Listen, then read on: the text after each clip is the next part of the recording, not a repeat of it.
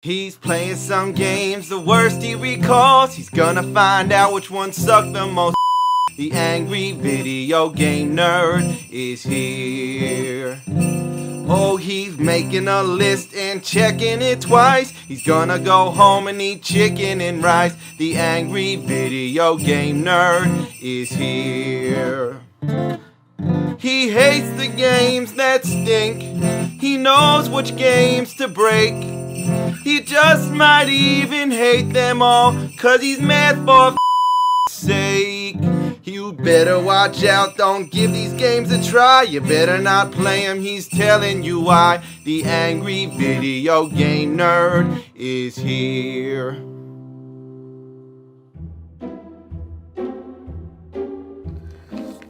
Well, Santa left me this present here, but I don't want to play it, whatever it might be, because all these brains have rotted my game. Ho, ho, ho! Don't you mean the games have rotted your brain? Oh, hey Santa. Ho, ho, hello, nerd! Your brain has rotted away, but I'm here to save the day. As you will see, I have the help you need. Oh, help? How? Open the present, nerd. I believe it will be the solution to all your problems. If it's a severed head, I'm gonna be very upset. Come on, nerd. I'm only trying to help.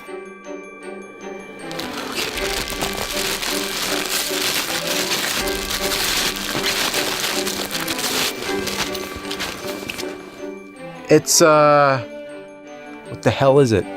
That right there is Lightspan Adventures. What? Lightspan Adventures. Long ago in the late 90s, Lightspan Adventures was made for the Sony PlayStation. It was distributed to schools as a valuable edutainment tool. It branches together the worlds of knowledge with the world of electronic entertainment. You see, nerd, by playing these educational games, you'll repair your brain.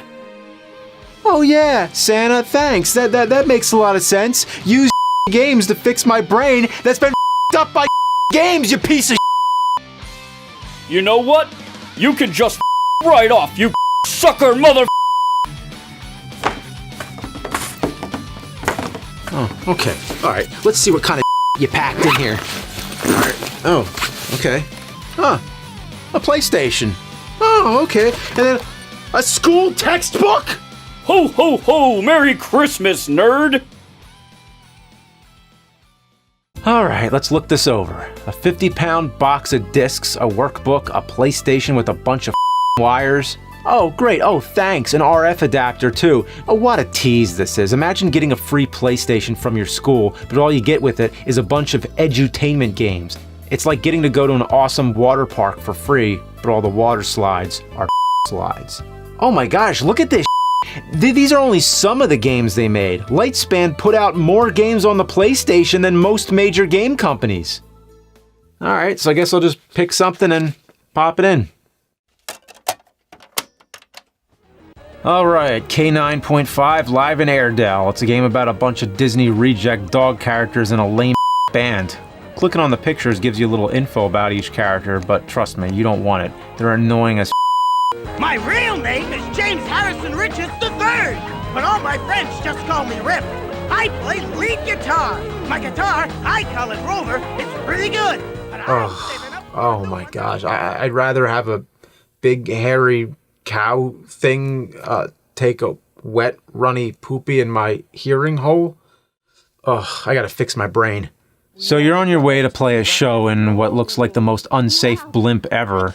Seriously, look at this. You're in giant dog bowls attached by ropes to balloons, and it doesn't look like anyone's even controlling it. So then a tornado comes out of nowhere, and all your instruments get scattered around the area, and you gotta use your word learning to find them. It's basically moving quizzes, like an animated test. In this one, you have to jump on the vines that have nouns or adjectives on them. You see, everyone, a noun is a person, place, or thing, such as or hell. An adjective describes something like or helly. Match the right one and you go forward. Up and you fall. It doesn't matter though, you just start back where you were. This is pretty simple. I think I'm actually learning something here. Okay, now for the adjectives. Wait, what? So I'm supposed to pick which one is the adjective. Sun, 5, or face? I guess the only one it could be is 5, but so 5 is the adjective. They could have come up with a better example. I mean, look it up in the dictionary. The number 5 is usually a noun, but when you say there's 5 of something, that makes it an adjective. It's kind of confusing. Way to be an with your trick questions. They could have come up with a better adjective like fluffy. This time I'm going to challenge myself. I want to learn. So let's go with level 2, canyon. Here you have to use the correct form of the verb to fill in the sentence and get little rock balls. You see, a verb is an action word, like shove, as in, I'd rather shove a dragon fruit into my than play this game. After completing all the sentences, you get to play the world's slowest game of Arkanoid. This is Heli and oh, and good luck getting that last one. It takes forever.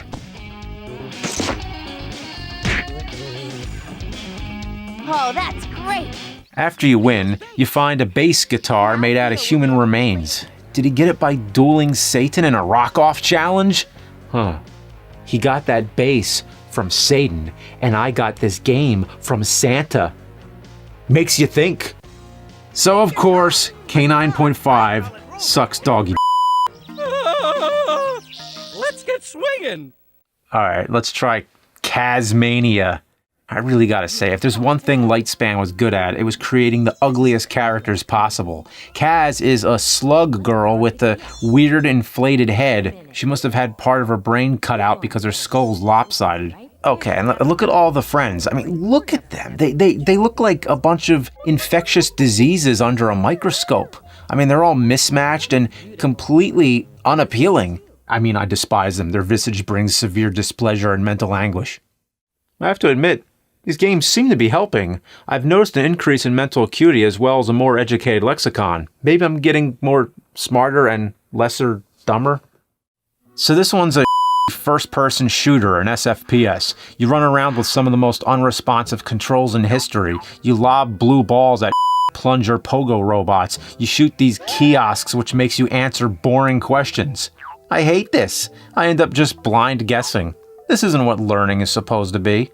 This isn't teaching me anything. All I'm doing is half-ing it to get it over with. You add another half, you get a whole, which is the opposite of, and from that, you get a whole. And speaking of half, that's what this game is. It came out in '97, the same year as Final Fantasy VII, Symphony of the Night, and Abe's Odyssey. This game is boring as the graphics are ugly as the music is like having your ear holes repeatedly by a flaming demon. You see, I just shared 3 similes with you. That's a literary device using like or as to draw a comparison between 2 things. These Lightspan games feature some of the worst visuals I've ever seen. You don't believe me? Check out any of the games featuring PK, another nightmarish misfit mascot of Lightspan. Out of every character in these games, PK is by far the scariest thing. In every game he's featured in, he's the only 3D character. These supporting characters are lame, but not too bad. Then PK comes in to fuel your nightmares and traumatize you. Why'd they hand draw every other character but make him 3D? He looks like a store-brand Toucan Sam that murders children in his spare time.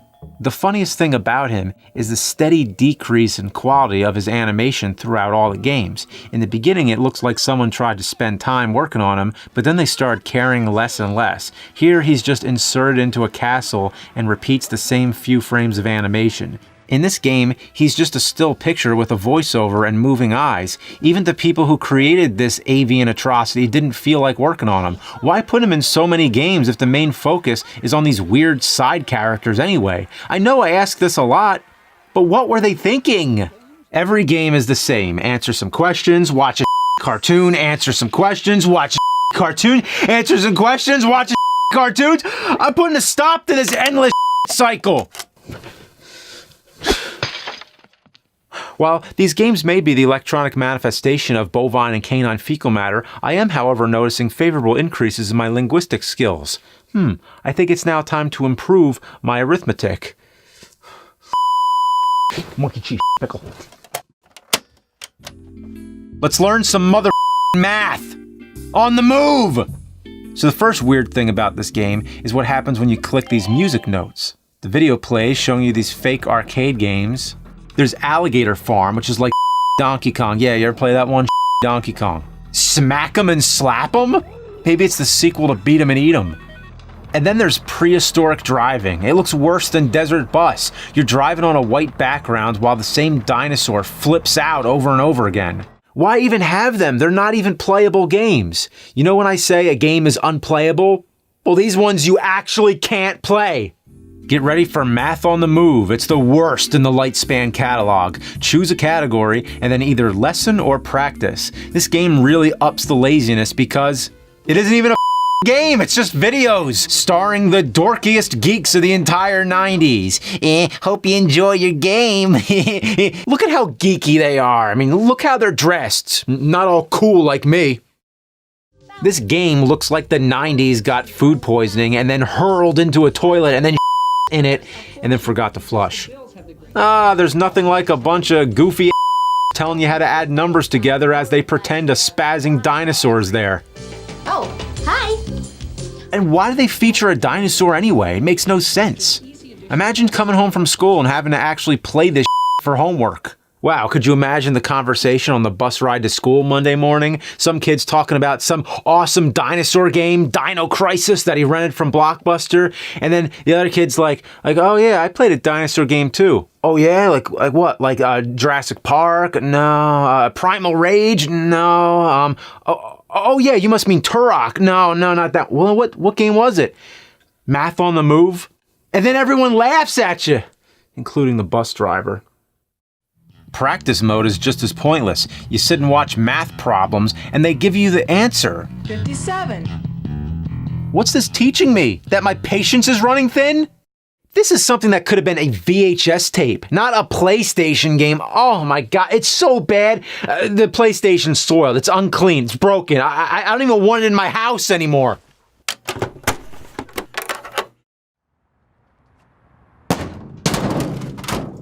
Yeah, I know. The amount of PlayStation consoles may seem superfluous, but you'd be astonished at how many times I've had to cleanse my dwelling of begrimed and impure consoles tainted by games. Buckle up, Caroos! I know I said Math on the Move was the worst, but this is the best of the worst. Calamity something. Calamity the Natural World. It starts off as any fest would, with those muddy full-motion cinematics, indicative of electronic fudge. Calamity Jane gets a weird time machine from none other than Jules Verne, because why the hell not? Jules Verne really phoned it in on this one. He's supposed to be French, but sometimes he sounds German, I guess? I don't know. It's just all these conflicting accents going on. Now keep trying until you win. Don't give up. Vive le jeu! Parallel to these events, two kids in the future are getting ready for a baseball game at Calamity Jane Middle School when, you guessed it, they're transported into the past and have to help the real Calamity Jane. So basically, it's a version of Bill and Ted. Yeah. And Calamity Jane, according to common history knowledge, she was an illiterate alcoholic prostitute. Really great role model you dug up there, Lightspan. You ready for another kind of ride? So the kids need to help Calamity get the time machine up and running again. You know, they need to get back to the future so they can get back to their baseball game. It's really her. Calamity Jane. Cool. We've been transported to the past. Cool. Are you crazy? We've got the playoffs in an hour. Their baseball game is in an hour. But from what I understand, they're in the 1800s right now. So I think they have plenty of time. Oh, it. I'm not going to argue the logistics of this heap of pachyderm. So to get the time machine running again, you gotta fix it, right? No, of course not. You have to read articles and answer questions. Imagine if that worked in real life. Like, oh, my car broke down. Here. That fixed the engine. Here. That fixed the tire. Here. That filled the gas.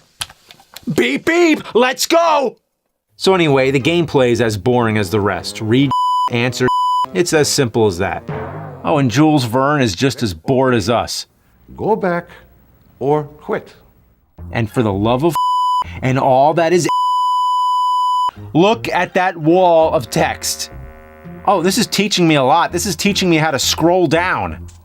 I mean, who's gonna read any of this? I'd rather have Captain Nemo pilot the Nautilus directly into my jejunum. That's the portion of the small intestine between the ileum and the duodenum. In layman's terms, pretty far up my confound this repugnant discharge to the inferno of the future state of the wicked, for I am the exasperated electronic amusement connoisseur. And to everyone, everywhere, enjoy your winter solstice holidays.